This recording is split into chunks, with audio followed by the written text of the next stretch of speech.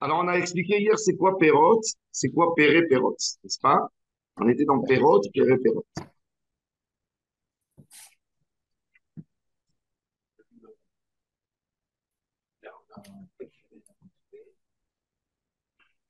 Tanu Rabbanan, Daf Pegimel Amud Bet, dans le deuxième tiers de la page, c'est quoi Perot et c'est quoi Péré Perot?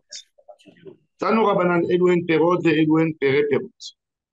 Ichnisa lo karka, elle a amené à son mariage une terre. Ve'asta Perot, elle a fait pousser des fruits. Arehen Perot, c'est des fruits, ça c'est Perot. Ensuite, on continue. Mahar à Perot, il a vendu les fruits qui ont poussé. Velakar mehen karka. Ve'asta Perot, il a pris des fruits, il a acheté une autre terre qui a donné elle aussi. Et Arehen Pere Perot. C'est-à-dire, même si il se, il se rétracte de son droit dans les fruits, il ne peut pas se rétracter des fruits, parce que ça, c'est vraiment à lui. Jusqu'au moment où lui écrit, selon Tanakama, selon Yuda, et Dinu Dvarim Endi, comme qui est écrit dans la Mishnah, Endi bin Chazal, Rad, Ola. Maintenant, est-ce qu'il suffit de dire Ad Ola pour couper tout, ou il suffit de dire que l'homme, il se rétracte des pérotes et des pérépérotes. Maximum, oui. Iba Leou de Rabbi Yehuda, pérépérotes d'Afka, Odilma Ad Olam d'Afka. Qu'est-ce qui est le langage le plus important pour se rétracter? Le mot Ad Olam, ou bien pérépérote. Ou Odilma, une troisième option, Taraba ou Dafka, les deux, dans la formule. Intimat Zelomar, pérépérot d'Afka, qu'il faut dire pérépérote, Ad Olam Lamali, pourquoi il a ajouté Ad Olam? Akamash Moran, כיוון דכתב לה פרק פירות, כיוון דכתב לה עולם דוד. Moi, elle dit, באמת, c'est kiff-kiff. Mais quand quelqu'un il dit qu'il se rétracte même des pérotes, ça veut dire qu'il se détache complètement des biens de la. Mais il me dit, Mateloma, mais si tu veux me dire, Adolam Dafka, qu'il faut absolument écrire cette phrase de Adolam. Péré Perot Lamali. On avait besoin d'écrire Péré Perot. Il suffit Adolam. Akamash Malan, enfin, regarde, il katav la Péré Perot, il katav la Adolam, il c'est pas une vraie rétractation quand un homme il écrit à sa femme, je veux plus des pérépettes. Il pourra toujours revenir. Il faut dire Adolam, ça veut dire couper. Comme il a bien dit hier Claude, la zika. Couper la zika. La zika, c'est quand tu écris Adolam. Et une Fintelomar, maintenant, la a dit OK. Non, Alors même maintenant, les deux. pour les deux formules. Ah oui, ils sont pas synchronisés. Attends une seconde, on essaye de changer le son. Il n'y a pas de son. Non. C'est pas très bon. C'était pas suffisant. On n'entendait pas. Il faut vraiment. Allez, allez, quoi. Ah, c'est peut-être moi, ma connexion, elle est moins bonne. Maintenant, c'est bien. On l'a fait avec un. C'est très bien, c'est très bien. C'est bon, on va pas comptable. C'est très bien, on vous entend bien là. OK. Maintenant, la Gemara, elle dit, Rim, Timatzelomar, Adolam, Dafka, Pérépérote, là, m'a dit, pourquoi j'ai besoin de Pérépérote? Alors, la Gemara, elle a répondu, le chidouche est, même qu'il a écrit Pérépérote, s'il a écrit Adolam, c'est bon. Pour enlever la Zika, s'il n'a pas écrit Adolam, il y a toujours une petite Zika qui lui laisse l'option de revenir sur sa rétractation. La Gemara, elle continue maintenant, elle dit, si tu me dis que dans la formule, on est obligé de deux langages, de pérépérote et aussi de Adolam, tenter la maladie, pourquoi on a besoin des deux. Alors, la Gemara a dit, là, on vient expliquer pourquoi on a besoin des deux. Et il n'y a pas une des phrases qui suffit.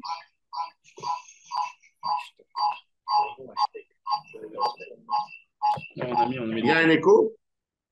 Il y a un peu d'écho. Nous, on a mis en silence. Mais non, puisqu'on t'entend. Parce que je parle et lui, il répète. Peut-être c'est à cause de moi, hein, parce que Là, c'est bon? Oui, là, c'est bon. J'ai coupé là. Non, non, non, non, c'est pas bon. Ouais, continue le. Il va mieux remettre là-dessus. On va remettre ça. Vous êtes tout à vous, alors. Dommage parce qu'on entend Il y a pas droite bien. et- Ouais. On entendait beaucoup mieux. Là, c'est bon, non? Ouais. Après, ça va être- Pourquoi il y a le son? C'est à cause de moi? Non, Ce son. c'est le haut-parleur de la télévision qui est Il pas est pas assez assez puissant. fort. Bah, vous pouvez enlever le haut-parleur. Ah non, Non, non, vous devez le laisser le haut-parleur. ceux qui n'entendent pas, ils peuvent consulter. Sinon, Non, mais ça va très bien. Sinon, on y allez-y, là. arrive pareil. Bah, et on se Ça va concentre. pareil. On se concentre. Il n'y aura pas de question. Hein, On va partager. Maintenant, la Gemara elle continue. Bélim Timtse Lomar. Travail d'Afrique. On a besoin des deux langages. Tartela Mali. Sricha. On a besoin des deux. Zidi Ketav la Pere Perot. Velo Ketav la Ad Olam. Si l'homme lui a écrit dans le papier qui se retire des Pere Perot, mais il n'a pas écrit la formule de Ad Olam. Ah bah, Amina, j'aurais dit Pere Perot ou des fruits, il ne mange pas. Aval Pera des Pere Perot. Quand les Pere Perot, ils ont donné un résultat, c'est-à-dire, il a acheté le terrain, non, il a reçu, sa femme, elle a amené le terrain, donc il a récupéré les fruits. Avec les fruits, il a acheté un autre terrain. Ce terrain qu'il a acheté, ce fameux terrain, a donné lui aussi des fruits, et des fruits du terrain, il y a eu un autre terrain qui a été racheté. avec les fruits du terrain. Avec les fruits du terrain, ils avaient acheté un terrain. Il a donné des fruits et ils ont acheté à la troisième fois un terrain. Ah, d'accord. Alors, même si l'homme s'est rétracté de Pérote et de Péré-Pérote, il ne s'est pas rétracté de Péré-Pérote. Troisième génération. Ça veut dire. C'est des intérêts, des intérêts, des intérêts. Alors, il dit le ridouche qui peut manger. La harite, c'est pour ça il fallait écrire Adolam. Et si l'homme écrivait Alors là. Adolam, il katav la Adolam, mais l'autre katav la Péré-Pérote, Ava Amina, j'aurais pu dire, les Olam, Apérot, Kae. Donc, ce qu'il a écrit à Adolam, c'est uniquement des pérotes. Ni aujourd'hui, ni demain, mais il ne se désengage pas sur les pérotes. Des fois, un homme peut dire, tu sais quoi, sur tenir ces que j'en veux rien, que ça y est. Mais il a déjà fait suffisamment d'argent pour pouvoir manger des résultats. C'est-à-dire, on peut passer ça sur pas sur un champ, sur un appartement. Reuven a épousé Sarah. Sarah, elle a amené appartement A. Appartement A, il a récupéré la location et doucement, doucement, ça a fait un pack d'argent. Il a acheté un appartement B. Ça a fait rentrer beaucoup d'argent. Doucement, doucement, il a acheté un appartement C. Un jour, il se dispute avec sa femme et il lui dit, c'est moi qui arrive. Tu sais quoi? Il lui dit, je veux plus d'appartement A. OK. Mais est-ce que le B et le C sont liés à appartement A? Alors, le ridouche, c'est que s'il écrit tout simplement A dans l'âme, c'est qu'il ne veut pas tirer profit d'appartement A, mais il ne s'est pas rétracté d'appartement B, appartement C. Pour ça, s'il a voulu se rétracter vraiment, tu es obligé d'écrire Enli l'opérotem, l'opérote-pérotem, parce que normalement, c'est péré-pérote en deuxième fois. Et c'est pas, mais s'il y avait des trois, c'est déjà eu comme je vous ai expliqué hier sur les pyramides en bourse, si c'est déjà arrivé à troisième, quatrième, cinquième génération, ben il doit préciser dans le papier de la rétractation, pérote, péré-pérote, péré-péré-pérote, péré-péré-péré. Combien de fois que ça s'est passé? Pour en fait éliminer tout son lien avec les rentrées d'argent. Il va y aller où? כתב לה, דין ודברים אין לי בנכסייך, ופרא פירות. מהו שיאכל פירות? Il était malin, il a formulé dans le din udvarim en li binchasayich, il n'a pas écrit en li din udvarim binchasayich, ou beperotehem, ou beperot perotehem.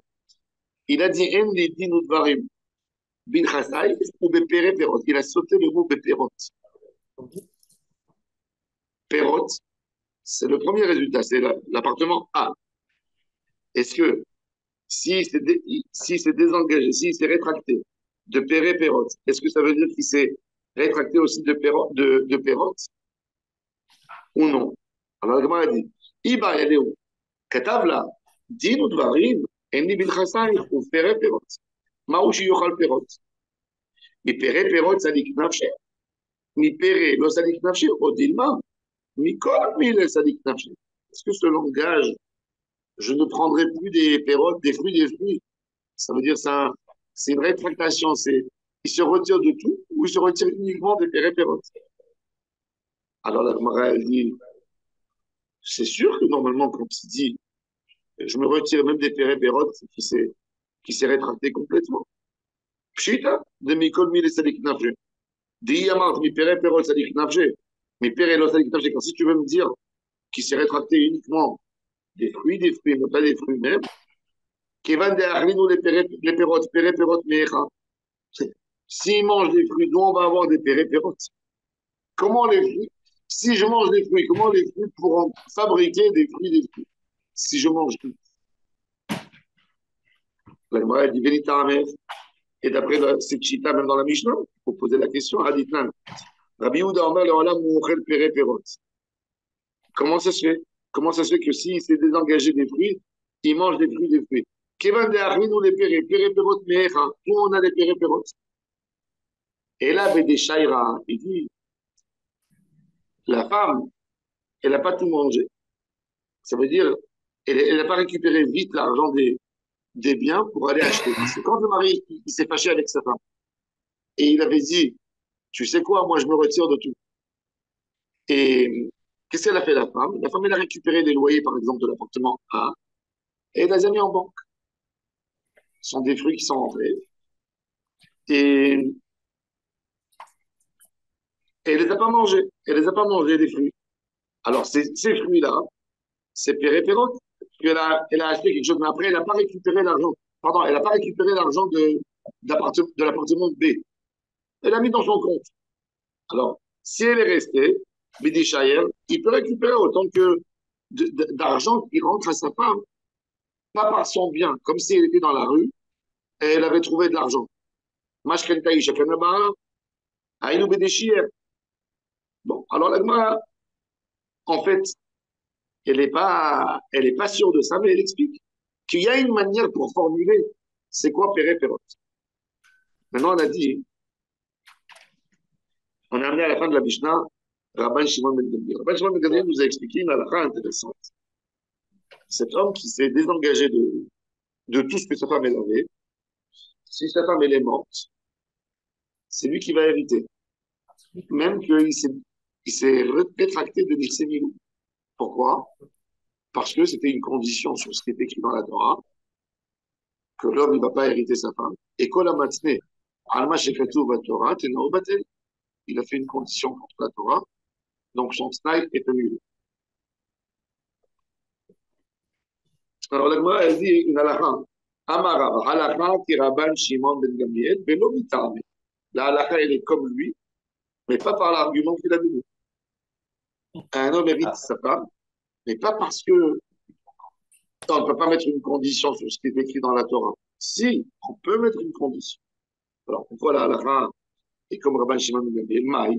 Maï halakha ki Rabban Shimon ben Gamliel, velo mitame. Si tu veux me dire, Elima halakha ki Rabban Shimon ben Gamliel, d'Amar Immetaïraché, qu'il a dit que si elle est morte, c'est lui qui va hériter. Mais là, Mita Amedi, le Rabbi Shimon ben Gamliel Savar, Matne, Al-Mashkatu, Batorat, Nao Batel.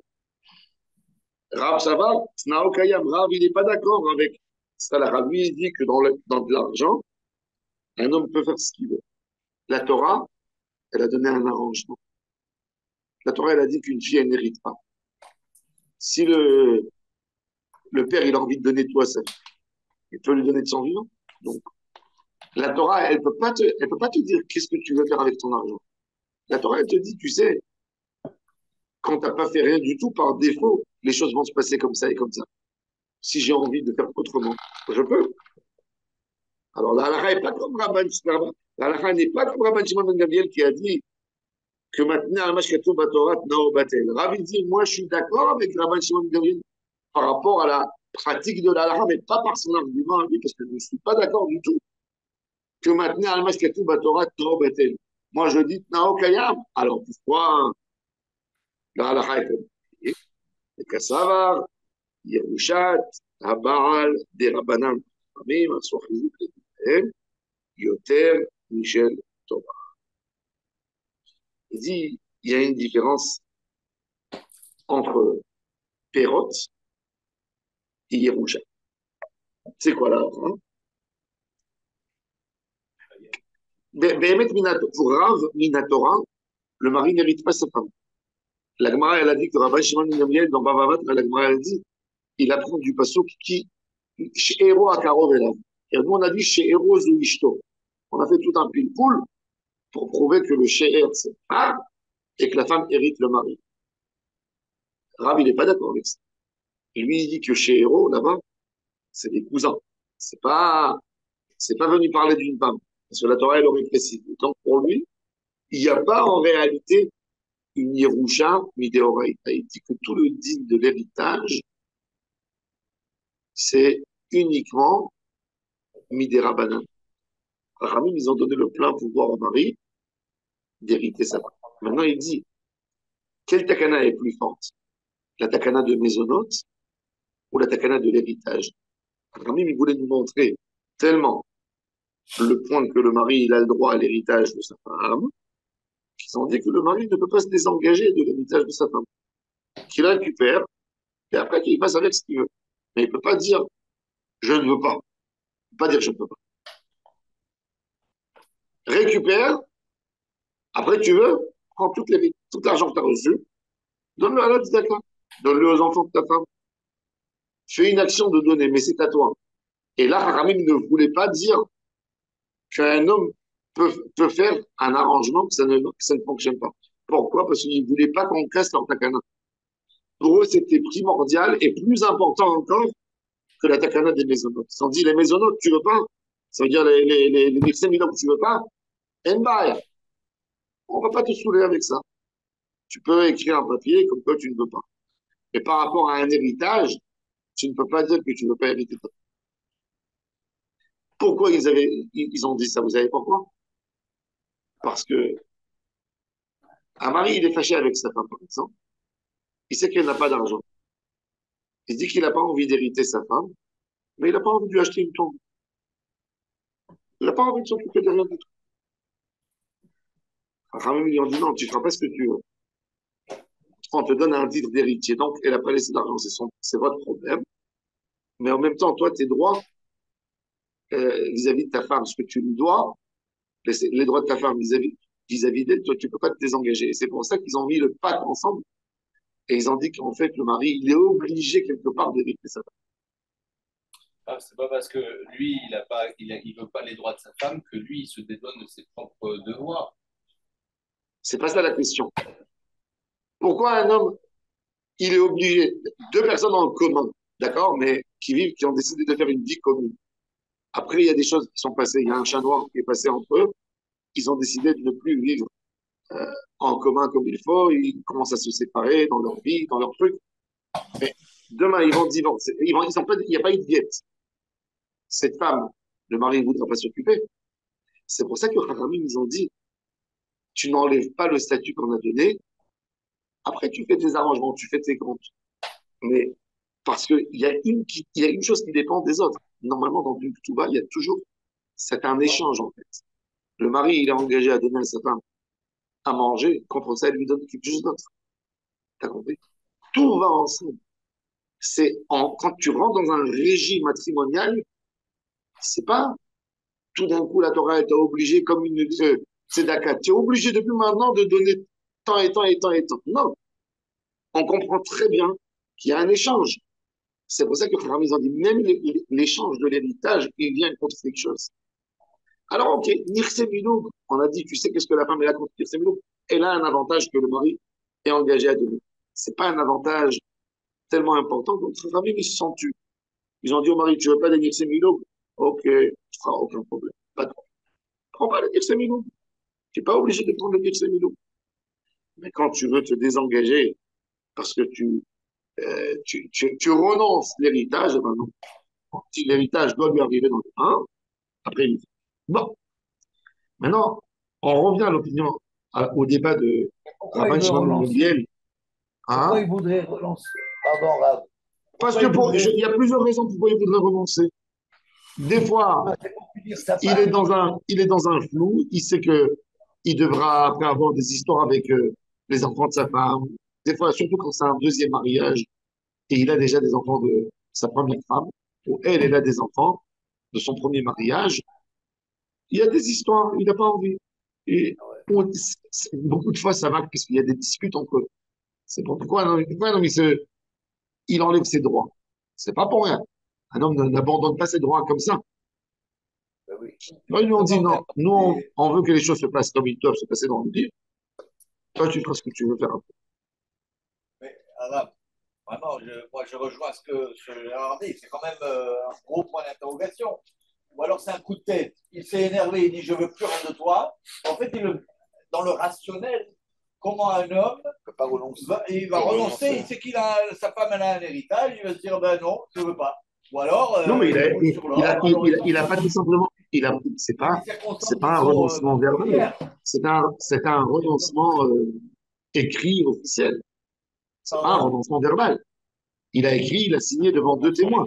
Mais malgré tout, Rav dit que cette rétractation, on peut la faire uniquement par rapport au bénéfice de Nirse Milo. Mais on ne peut pas la faire par rapport à Yerusha. Yerusha, c'est plus fort. Parce que contre la Yerusha, le mari, il est obligé d'enterrer sa femme, de s'occuper de lui faire son cavote, de la guérir, etc.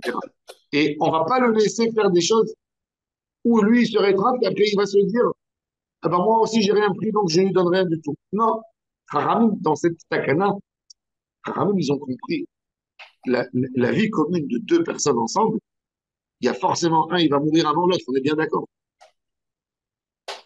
Donc, c'est du concret. On ne veut pas donner au mari cette possibilité de se rétracter pour après se dire, eh ben moi, je suis désengagé par rapport à ma femme. Parce qu'entre Péri, Pérot et Péri, Rav, il y a des fruits à un moment donné, ils arrêtent de produire. C'est-à-dire qu'à un moment donné, il y a une cassure, il y a un arrêt. Non, ça produit toujours, si ça peut C'est pour produire ça que c'est toujours. pas dans l'âme, peut-être. Non, non, mais Non. des fruits, ah non, non, des fruits, c'est fort normalement. Mais c'est de l'argent que tu dépenses dans le foyer, d'accord? Donc, tu peux toujours dire, OK, j'ai de l'argent, c'est moi qui nourris le foyer, j'ai pas besoin de son argent, etc. Mais quand on parle de la phase finale, qui est l'héritage, on voulait pas justement que le mari se retire pour pouvoir après se retirer par rapport à ses obligations à sa femme. Ce sont les dernières étapes. On veut assurer que ça se passe bien par rapport aux engagements des deux, un vis-à-vis de l'autre en phase finale.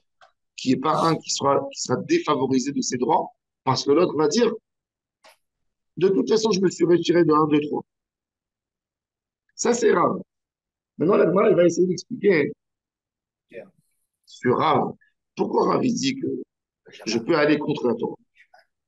Un homme, il veut aller contre la Torah, Bidvarim chez Mamon. On a une halakha très intéressante. Il y a dans l'immobilier, il n'y a pas de hona. C'est-à-dire, un homme, il a, il a un appartement, il a payé son appartement 100 000 dollars. Il y a quelqu'un qui vient, il lui dit, je vais t'acheter ton appartement. Il lui dit, je veux te le vendre, 100 millions de dollars. C'est ça mon prix. Est-ce que ça s'appelle qu'il a lésé? Non, on a dit que dans l'immobilier, il y a pas de prix. Mon prix, c'est le prix que moi je veux. Il a fait Meod. On a une halakha qui s'appelle En Onaa les cartaot. Maintenant, même la Onaa, hein, elle a des règles très particulières. Si moi je vais à la plage, d'accord, je suis avec mes enfants, il fait chaud à un moment, je vois la voiture des glaces qui vend les glaces, qui vend, qui écrit glace à vendre, glace à vendre, glace à vendre. Ok, je achète une glace glaçon, vous savez, petite glace glaçon, comme ça. Je dis combien elle coûte la glace, s'il vous plaît? Il me dit 30 shekels. Je lui dis quoi? 30 shekels?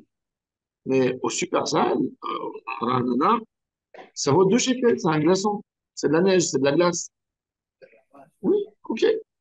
Mais quand il le vend à 30 shekels, tu as très bien compris, tu as très très bien compris que c'est pas de la hona.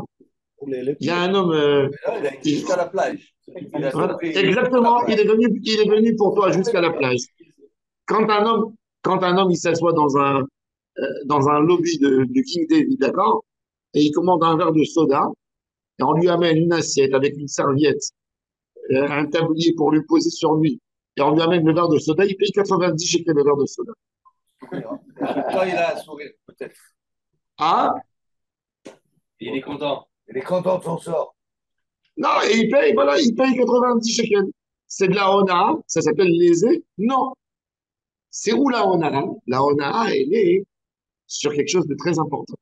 Nous, on sait, par exemple, vous connaissez le prix du pain subventionné par l'État? Vous connaissez ou vous ne connaissez pas le prix? Oui, Subventionné. comment on Combien c'est le prix maintenant d'un pain noir, 750 grammes? La baguette. Ah, pas de baguette. La crème achide. Non, pas baguette, un La pain. crème achide. L'Echem Achid qui a un prix subventionné par l'État. Un litre de lait, 3%, il a un prix. Ça veut dire que l'État, il impose un prix. L'État, il impose un prix. Nahon? Qu'est-ce qu'ils font aujourd'hui, les chaînes pauvres? 6 shekels 40. Combien? 6 shekels 40, la bouteille de lait. 10 6 à shekels. 10. 6 shekels. 6. 6 shekels. 6. 7 shekels 10 de 3%. Ok, 1%, 6,40. C'est ça. D'accord? Ouais, c'est Je ça. donne l'exemple pour qu'on comprenne. Maintenant, la ONA, elle est où? La ONA, un homme, il ne sait pas exactement. Vous voyez, vous ne savez pas exactement le prix. Mais vous, vous êtes sûr que vous avez acheté le pain ou le lait au prix imposé par l'État, le prix que tout le monde connaît. Par exemple, en France, une baguette, c'est 1,20 €. D'accord? Une baguette, 1,20 €. Tu vas chez le vendeur de baguettes et il t'a vendu la baguette à 1,35 €. Tu viens, tu lui dis, voilà, monsieur, j'ai pris deux baguettes. Il te dit, monsieur, 2,70 €. Tu payes 2,70 €. Tu sors à la maison, tu fais sortir ton papier, tu dis, ah, il m'a pris sur deux baguettes encore 30 centimes d'euros.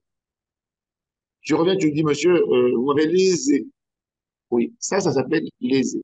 Et lésé, c'est quand dans ta tête, tu ne connais pas le vrai prix.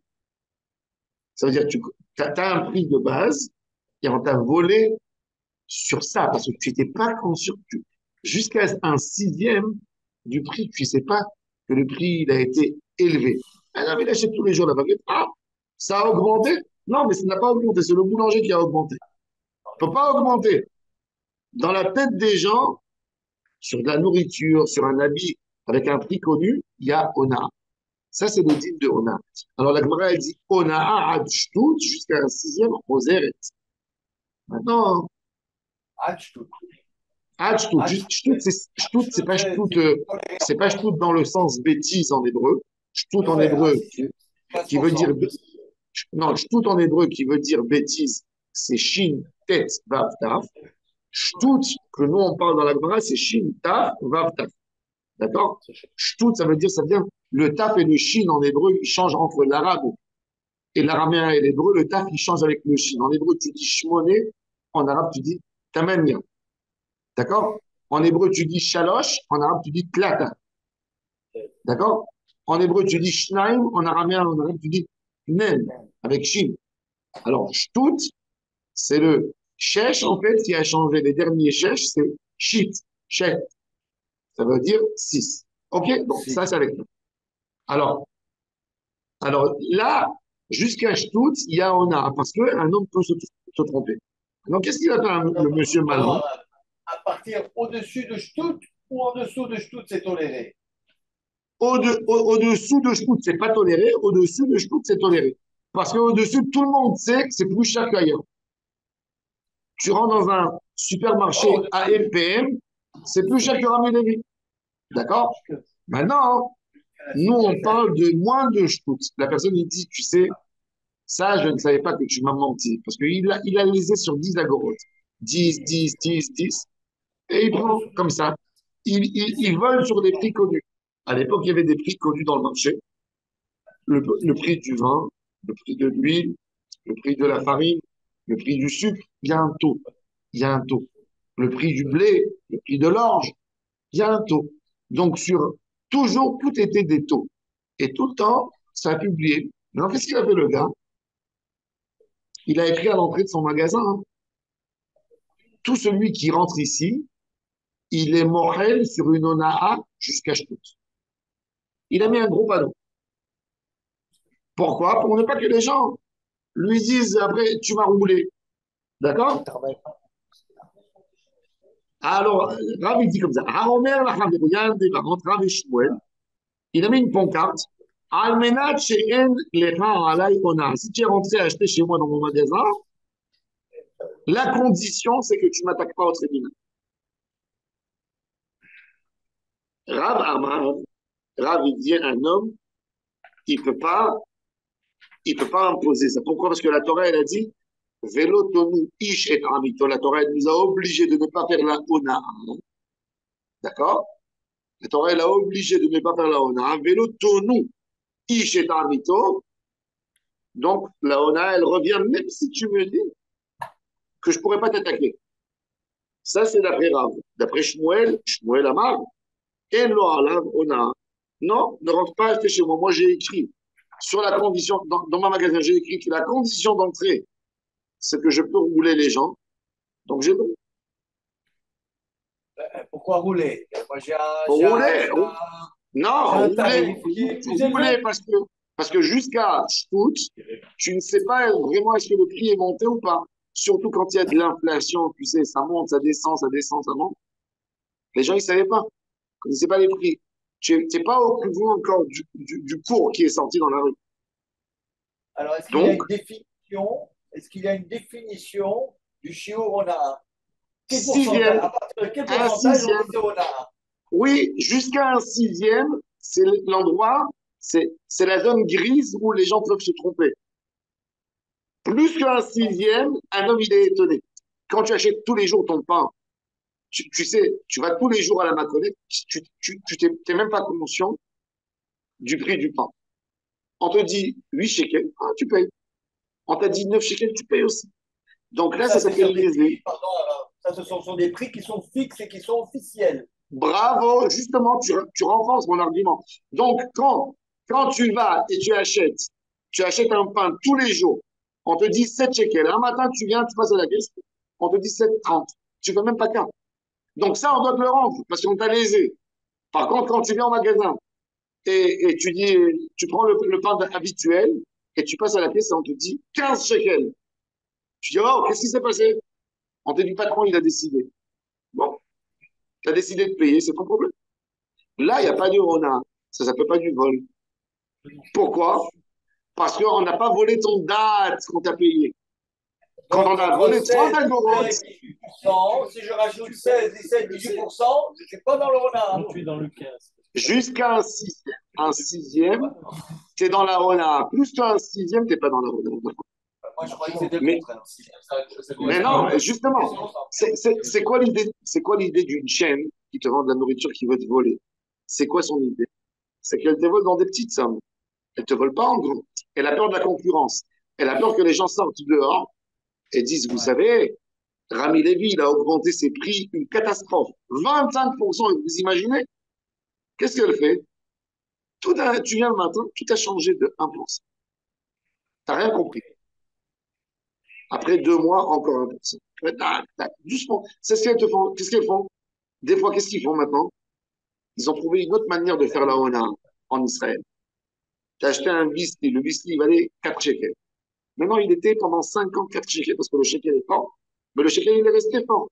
Suite à la guerre, ils ont décidé de gagner un peu plus d'argent, de profiter. Qu'est-ce qu'ils ont fait? Ils ont peur de casser l'image de 4 shekels. Parce que toi, tu sais que dans une pièce de 10 shekels, tu pouvais acheter 2 biscuits et il te restait pour acheter 2 chewing-gums. Donc, qu'est-ce qu'ils ont fait? Ils ont pris le paquet du biscuit qui faisait 75 grammes Ils ont mis en bas, attention, la quantité, elle a changé, ils ont mis 60 grammes et il est resté à 4 shekels. T'as compris? Ça, c'est super, on a. Mais c'est ce qu'il faut. Ça, c'est on a exactement. Ça, c'est on a Minatora. Ça, Minatora, d'après la halakha, tu as le même paquet toujours. Et c'est pas écrit qu'il a baissé. Tu n'es pas censé à regarder. C'était ce que tu avais l'habitude d'acheter tous les jours. Tu vas avec ça au Beddin et tu lui dis rembourse-moi la différence. Ah non, on vient de dire Pourquoi? que la ONA, on vient de dire que la ONA, c'est jusqu'à un sixième, donc il a le droit. S'il prend moins que 15 points, ça va? Non, en dessous de 15 Ok, bon, s'il a triché. triché.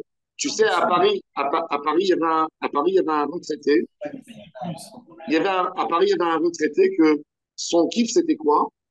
C'était d'aller acheter chaque matin, il prenait le métro à Paris, et il achetait tous les matins une baguette dans une boulangerie.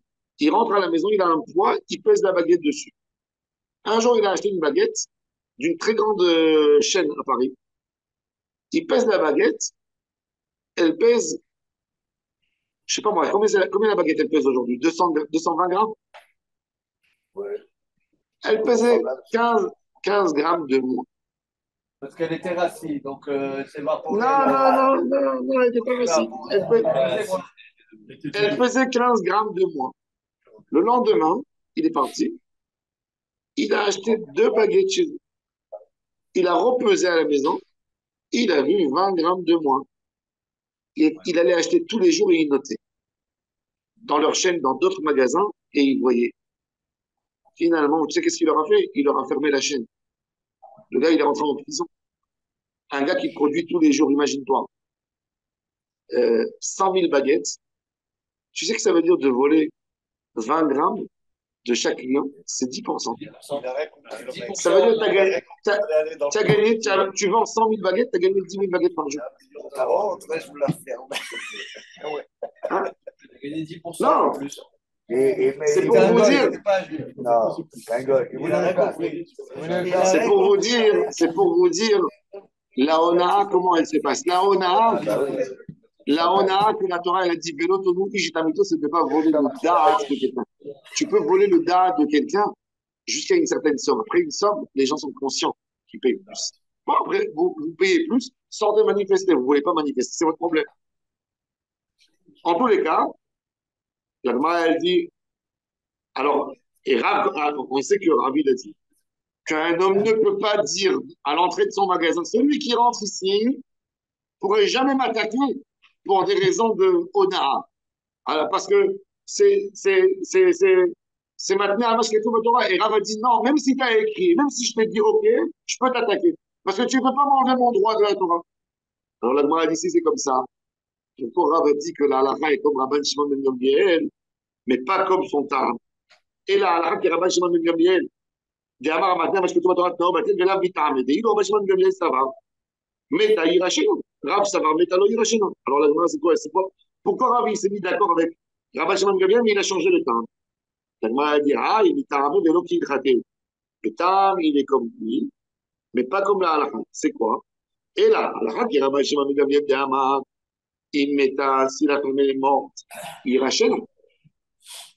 אליו מטעמי דאילו רבן שמעון בן גמליאל סבר בדאורייתא תנאו בטל. בדרבנן תנאו קיים, רב סבר. אפילו בדרבנן תנאו בטל. La Gemara a dit que Rabban Shimon ben Gamliel, pourquoi il a dit que le Tnaï, il tient pas? Parce que la Yerusha, c'est des Horaïta, il est sauvé. Et Chachamim, ils disent que non, la Yerusha, c'est mis des Rabbanan. Et pourquoi le Tnaï, il est caillé? C'est la halakha, elle n'est pas comme Rabban Shimon ben Gamliel selon Rav, parce que selon Rav, tout ce qu'il a dit Rabban Shimon ben Gamliel, que Amatzna, Almashkatou, Batora, Tzna, Obatel, c'est uniquement dans quelque chose qui est déoraïde. Mais Rav, il n'accepte pas que la Yerusha, l'héritage, elle est Minatora, elle est mis des Rabbanan pour lui. Alors, normalement, on aurait pu faire une condition contre le dit de la Yerusha, que le mari peut dire, je n'ai pas envie d'hériter. Alors, pourquoi, selon Rav, le mari ne peut pas le dire en principe? Parce qu'il est grave, il élargit le cas de Hamatni al-Mashekatou. la Torah, Naobatel lui dit que même dans des rabbanan, un homme ne peut pas faire des tnaïm. C'est-à-dire, un homme ne peut jamais, par exemple, selon Rav, épouser une femme, dire, tu sais, la Ketouba, la Ketouba, il y a des choses qui sont mises des rabbanan. Moi, je te fais contre la Ketouba. Je te dis, je me marie et j'enlève tel droit. Toujours, elle pourra le rattaquer, selon Rav.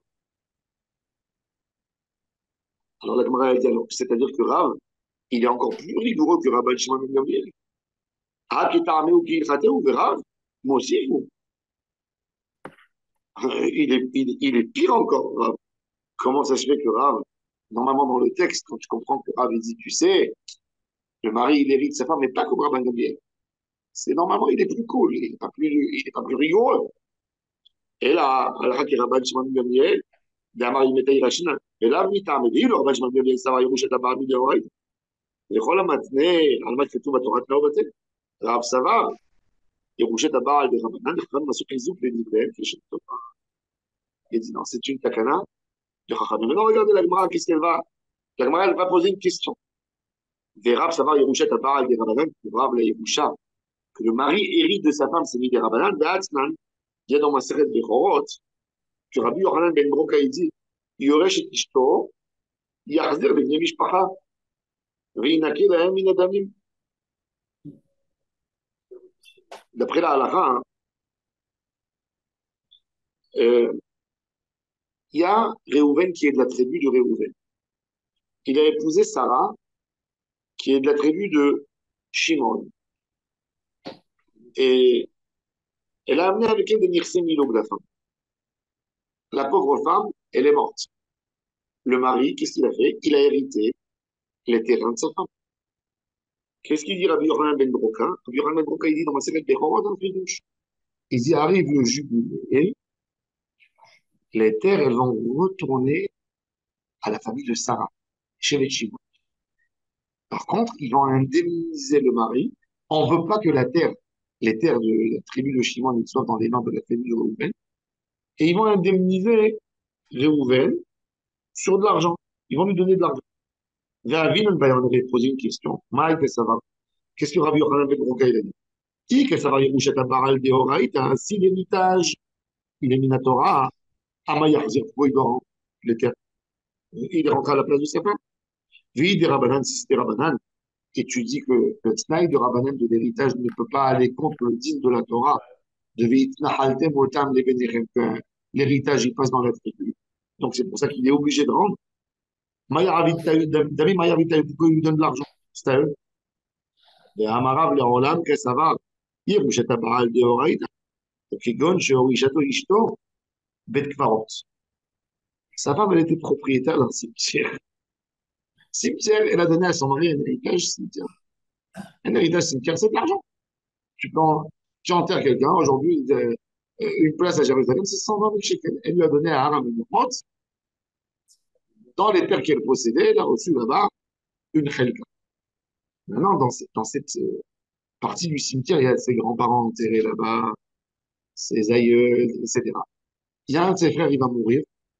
Si le mari veut l'empêcher, il dit non, c'est à moi, je suis héritier. Moi, j'ai pas envie. Donc, il y a un gam ishpacha. Ramim, ils ont dit non. Et il est obligé de leur vendre au prix que ça coûte au marché pour ne pas les humilier, qui se retrouvent dans une humiliation où ils peuvent plus enterrer leur mort.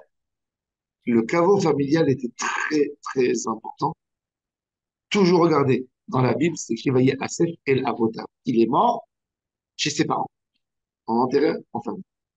Quand quelqu'un il n'est pas enterré à côté des parents, on dit celui-là c'est un bâtard. Donc, Chachamim, Miko Acheter Bedin Efker, c'est une autre takana de Chachamim, Mishum Pugam Mishpara, ils ont obligé le mari de vendre au jubilé, de rendre à la famille le cimetière.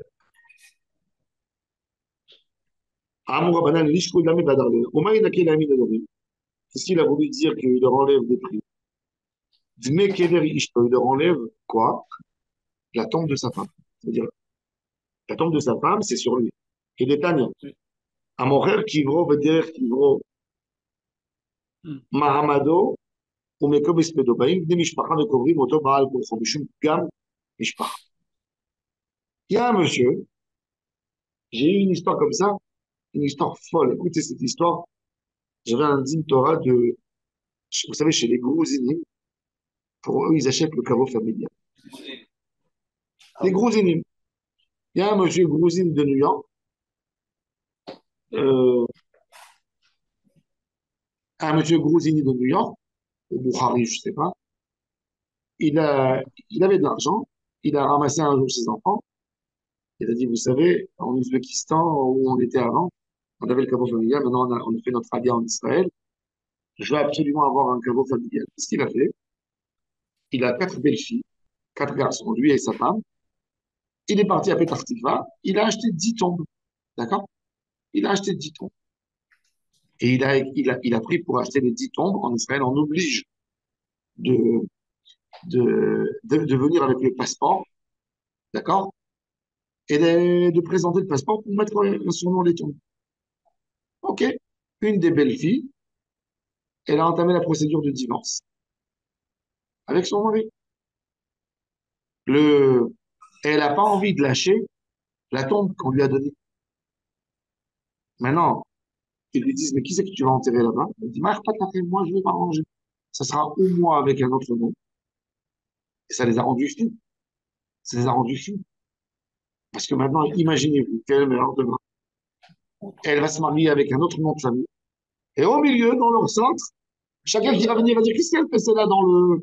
Ils sont tous nom Abraham, tout d'un coup, il y a le nom Yitzhak là-bas. C'est qui cet Yitzhak? Ah, et chacun va dire, tu sais, elle était mariée, elle a divorcé. Et vous voulez pas? Eh ben, c'est exactement ça. Dans la rue, qu'est-ce qu'ils faisaient les gens?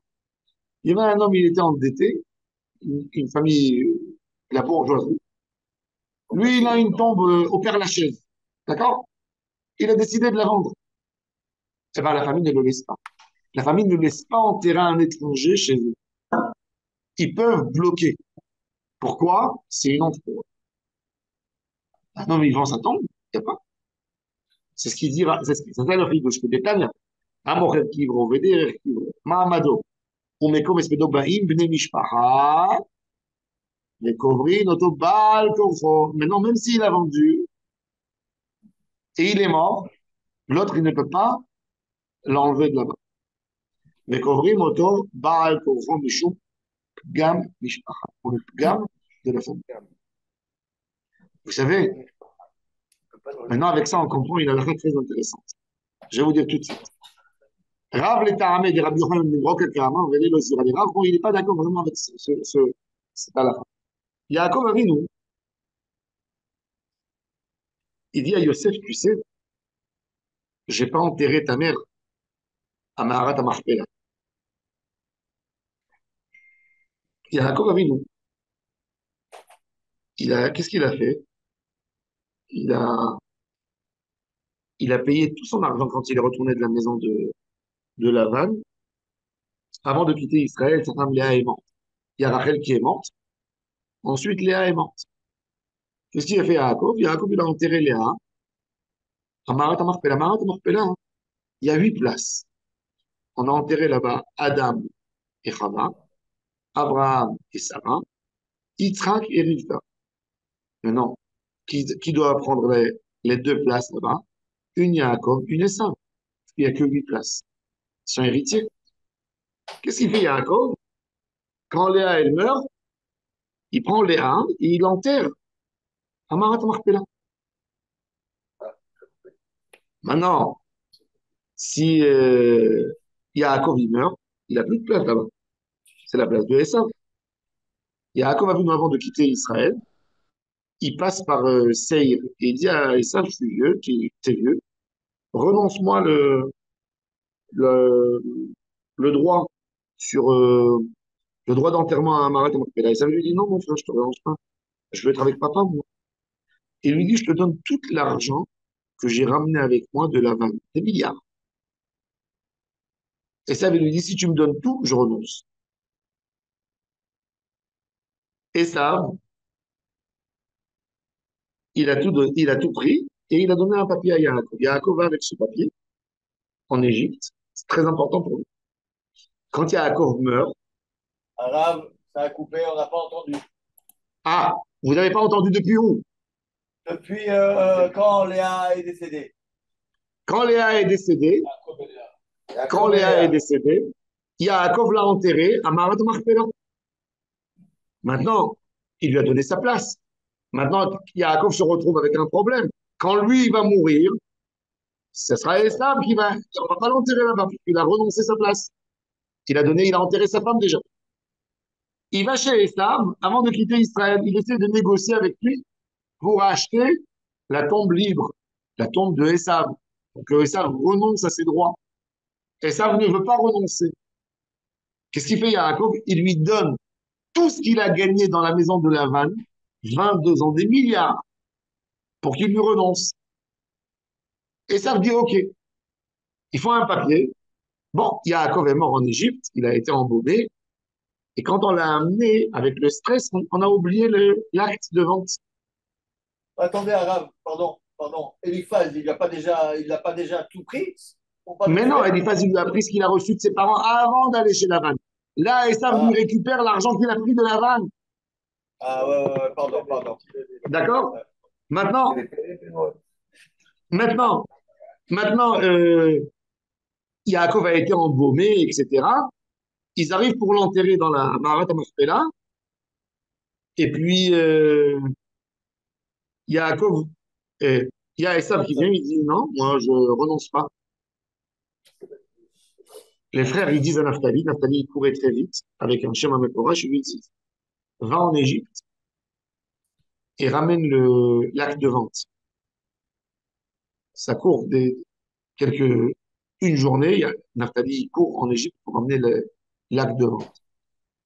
Autre temps, il y a le fils de Dan qui est sourd-muet, Frouchi. Il est né sourd-muet, mais il avait une force incroyable. Il vient, il dit, mais pourquoi papy n'est pas enterré? Je comprends pas. Vous savez, les sourds, ils ont des droits à eux. Faut jamais se disputer avec un sourd. Ils ont des droits à eux. Ils gèrent le monde de leur manière. On lui dit, le frère de papy, il veut pas qu'on enterre papy. Qu'est-ce qu'il fait? Il prend un bâton, il va lui donner un coup sur la tête, il lui enlève la tête. Donc, la tête de Esav, les enfants de Esav sont venus faire la guerre avec leur père, mais ils ont vu que Yosef était avec toute l'armée égyptienne. Donc, ils renoncent. Donc, ils se sauvent avec le corps de leur père, mais la tête de Esav est enterrée au pied de Yaakov Avinu. Yaakov est posé dans la Marat Marpella avec la tête de Esav. C'est pour ça que quand vous rentrez à Marat Marpella, vous avez là-bas, en arabe, il y a une pierre à l'entrée. C'est écrit Issa, la tête de Esav. C'est la tête de Esav qui est enterrée aussi à Marat Marpella. Donc, en fait, on a 9 personnes enterrées à Marat Marpella. Il y a aussi Esav qui est enterré là-bas. Mais Esav a vendu. Maintenant, est-ce que ça s'appelle du vol, ce qu'ils ont fait les enfants de Yaakov? Non. Parce que c'est vrai que Esav, en théorie, il aurait pu annuler la vente. Parce qu'il dit, c'est honteux pour lui de ne pas être enterré dans la tombe de ses parents. Mais il fallait rendre l'argent. Comme il n'a pas rendu l'argent, donc ils avaient raison de récupérer la tombe et d'enterrer leur père là-bas. Mais là, juste deux questions, pardon. Euh, un, d'où on sait qu'il y a 8 places à la Marat à Marpella? 8 places Ben, pour enterrer. Kiryat Arba. Kiryat Arba, ça s'appelle Kiryat Arba. Il y a 4 paires. Kfula Bezugot, Kiryat Arba. Arba Zogot. Arba Zugot. À 4 paires. Ah oui, 4 paires. d'accord. Et la deuxième chose, tout simplement parce que la Yerusha, l'héritage, il ne se fait pas de manière naturelle, parce qu'on est le premier ou quoi. C'est qu'on choisit qui va hériter, en fait, quand la suite à donner. C'est ça que ça veut dire. Un lieu C'est Yaakov, c'est pas ça. un lieu d'enterrement, c'est pas lié au droit d'héritage, c'est lié au caveau de la famille. Tout le monde était enterré dans le caveau familial. Les caveaux familiales, quand quelqu'un n'est pas dans le caveau familial, ça pose des questions. Alors les gens, ils voulaient pas avoir cette honte de perdre le caveau familial. Et même s'il y a quelqu'un qui, par stupidité, il a vendu sa place, et ben la famille, elle peut empêcher l'autre de se mettre à l'autre. Mais alors, dans ces conditions, Rachel, c'est une honte terrible pour elle, ce qu'elle a eu. Exact, Elle est c'est pour enterrée ça à qu'il y a, part. c'est pour Elle ça a que élu Yaakov, Jacob. c'est pour ça que Yaakov essaye de supplier Oui, je Yosef sais, mais de lui pardonner sur cette humiliation qu'il n'a pas enterré sa mère, qui était sa femme préférée, dans la Marat Marpella. Finalement, c'est Léa qui était moins préférée que Rachel qui a reçu le Marat Marpella, c'est vrai. Mais Kvodara, Marat Amarpella et le Kever Rachel, il est pas loin l'un de l'autre. Je comprends Ouais, pas ouais, pourquoi ils est-ce sont qu'il pas a loin. C'est pas. pas la question. C'est pas la question. La question, celui qui est dans Marat Marpella, c'est la lignée du Ham Israël, tu comprends? Ah, Et quoi, nous on C'est n'est pas avec la lignée d'Israël? c'est le berceau de l'histoire, Marat Marpella. C'est le berceau. Et Rachel, elle fait pas partie du perso d'histoire. Elle fait partie, bien sûr qu'elle fait partie, mais Yosef, il aurait pu être très vexé. Yosef, il était vexé. Il était vexé de ça. Et c'est pour ça qu'il y a un accord avec nous. Le charrie et le supplie, chacun a ne sa me fais rôle. pas ce que moi j'ai fait. Moi, je ne pouvais pas à l'époque, j'avais 10 enfants, je ne pouvais pas me traîner, j'avais des enfants en bas âge, je ne pouvais pas me traîner avec votre maman qui est morte avec les reines. Et je ne pouvais pas l'amener là-bas à Marat Marpella.